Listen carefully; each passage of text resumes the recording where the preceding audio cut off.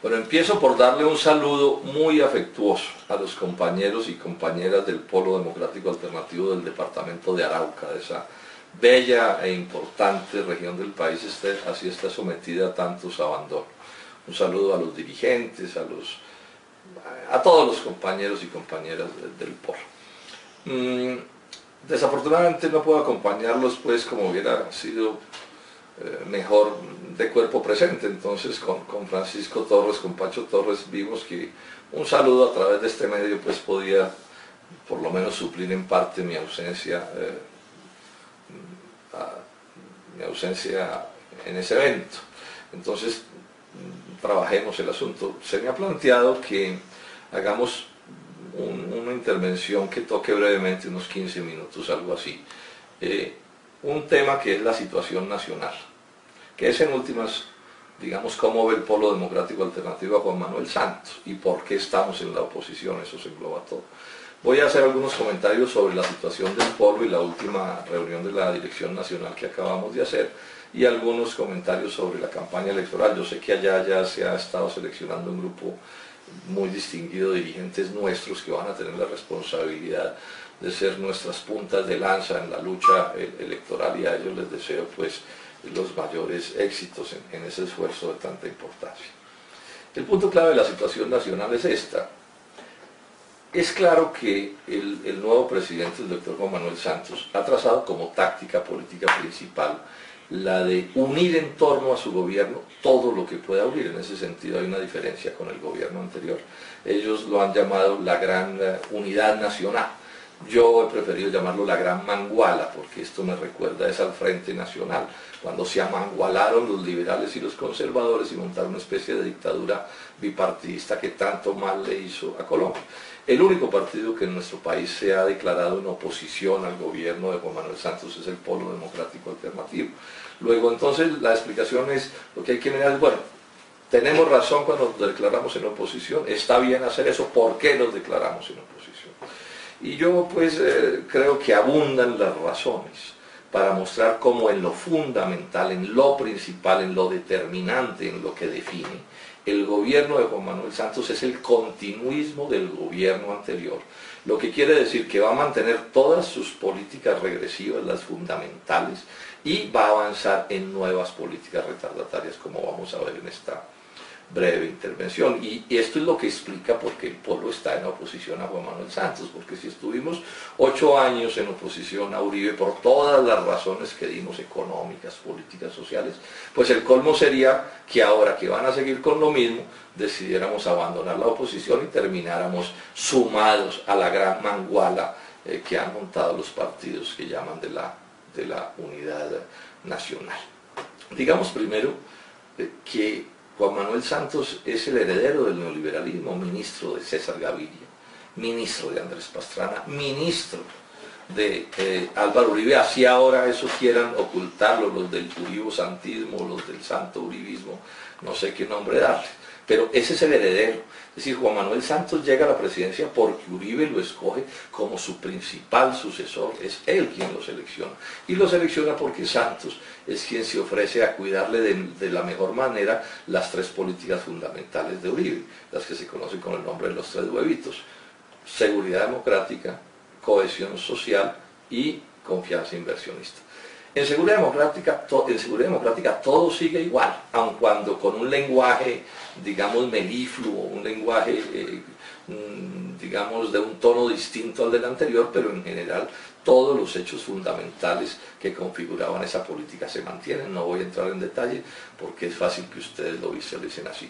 En cuanto a cohesión social, que es la política que consiste en embobar a los colombianos, en manipularlos, en cambiarles sus derechos fundamentales por migajas y por limosnas, pues sigue básicamente igual. Este sigue siendo un país, el país del desempleo, de la pobreza, del clientelismo, por supuesto, y han puesto, y después me referiré un poco más a esto, al señor Angelino Garzón a que, como algún día fue sindicalista y dejó de serlo y se le entregó al establecimiento desde hace tanto rato, lo han puesto allí para que cumpla con un papel especial de engatusamiento de los colombianos, pero en cohesión social 0 diferencias entre esta y la administración anterior. Y en el caso en lo principal, que es lo de la confianza inversionista, pues ni se diga que el gobierno de Juan Manuel Santos es el continuismo del gobierno de Álvaro Uribe.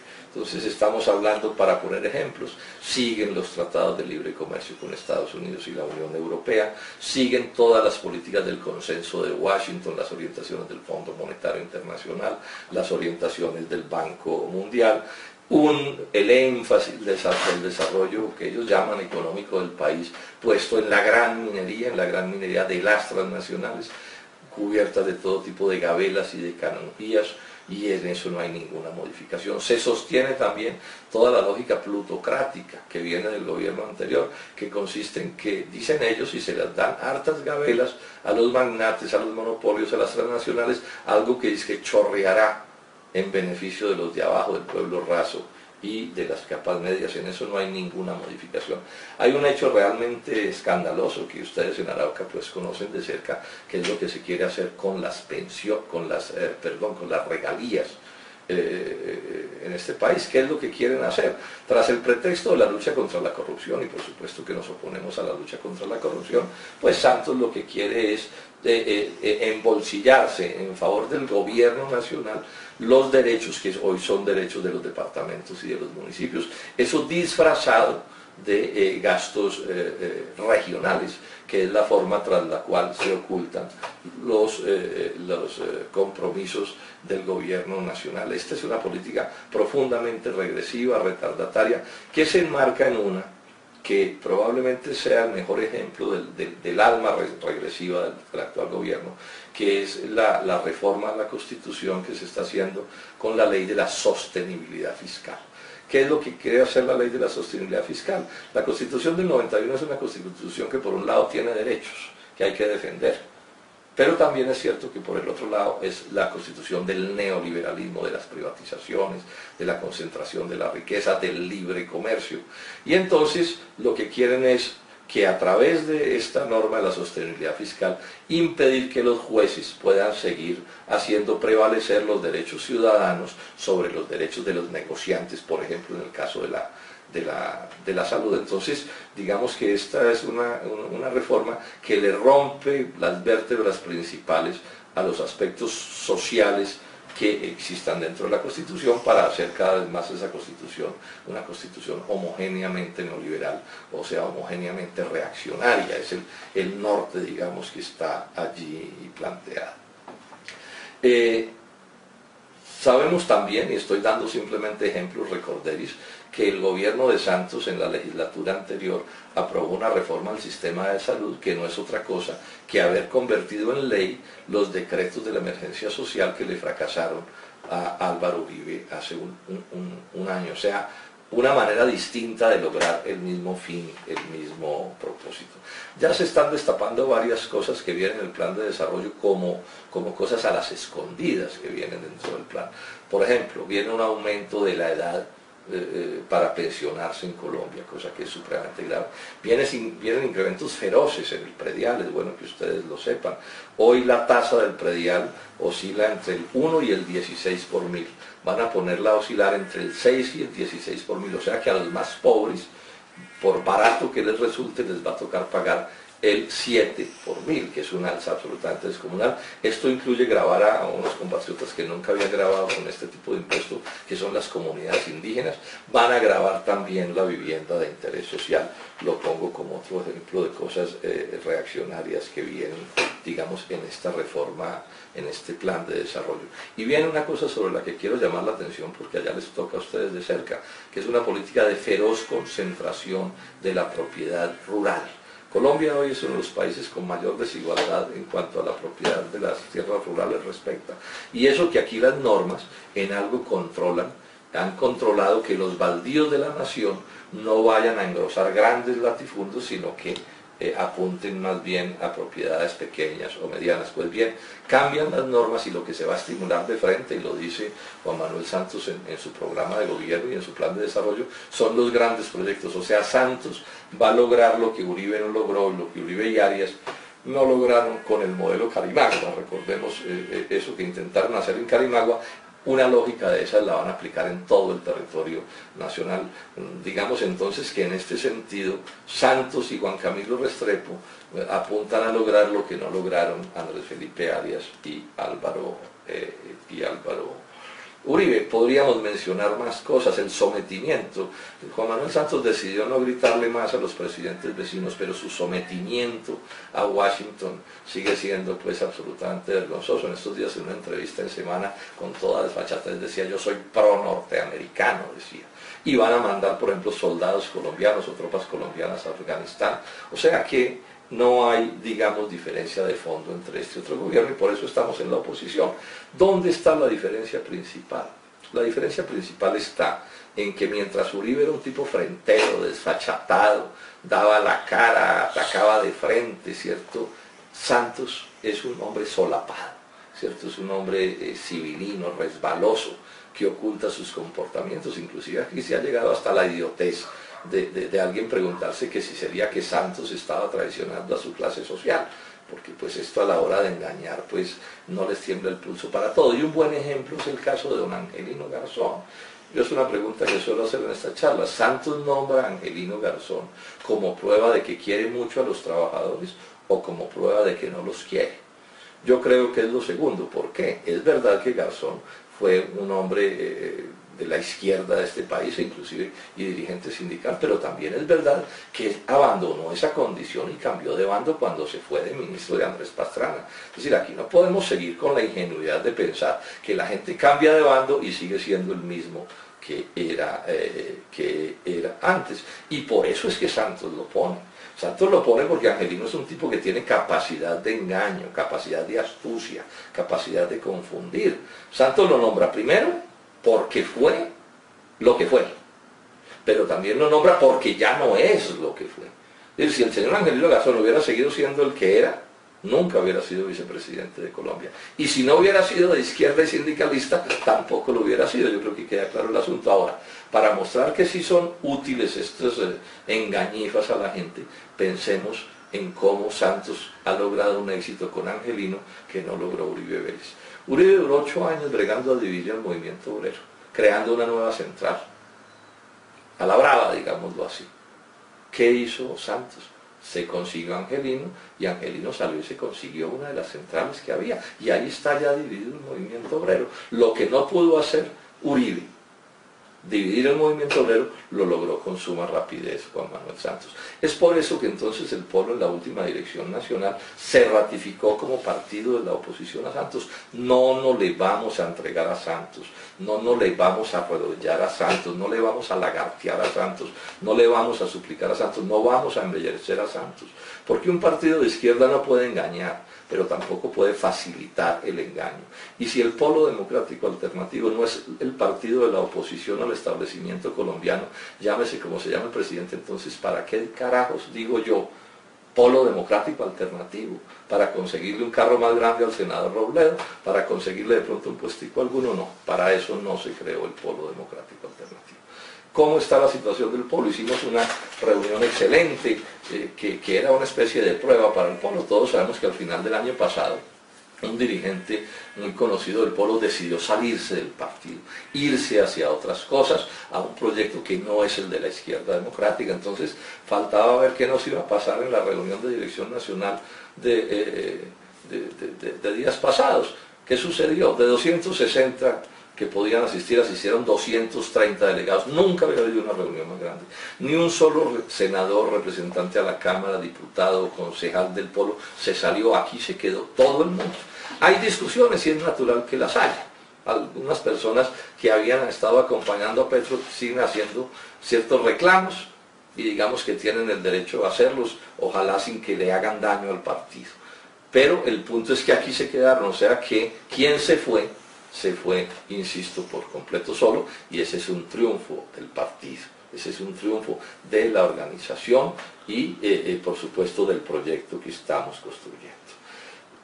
Se tocó también en la dirección nacional el caso de Bogotá. Todos sabemos que en torno a eso ha habido un verdadero escándalo nacional. ¿Cuál es la posición del Polo al respecto? De antes y de ahora. Primero, no consideramos que haya actos de corrupción buenos, irregulares y malos. cualquier acto de corrupción, venga de donde venga, debe ser repudiado por nuestro partido.